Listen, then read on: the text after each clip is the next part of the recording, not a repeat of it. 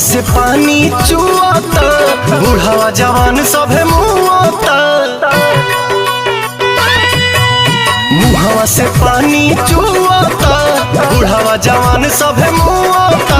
डालब रंग होलिया में तोहरा हो चोलिया में, भगलू उठा के कहे घा घारी अरे घा घारी।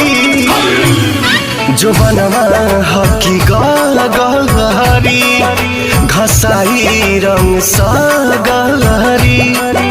हिलैले बाडू नगरी।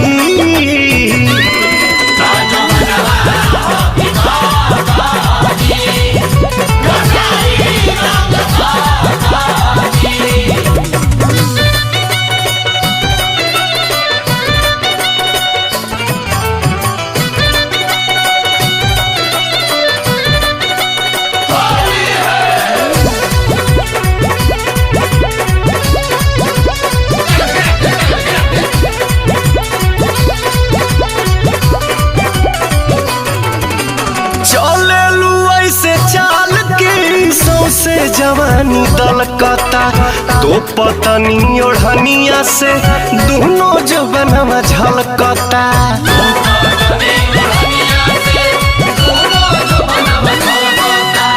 चले ऐसे चाल के सौसे जवानी दलकता, तो पतनी ओढ़निया से दोनों जवनवा झलकता। होली में हिलावतारू कहे सनकावतारू, मन के जवानी को दे भारी अरे भारी। जो बनवा हकी गलहरी, घसाई रंग सा गलहरी। हिलैले बाडू नगरी।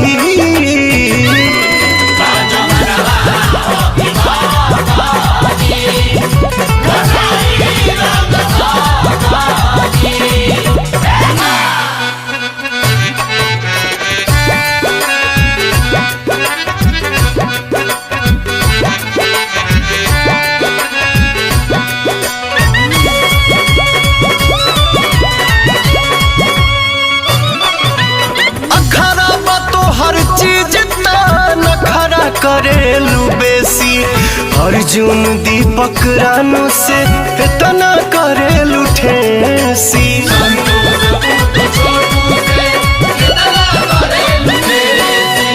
अखरा तो हर चीज नखरा करेलू बेसी, छोटू अमित पुतुल से इतना करेलू ठेसी।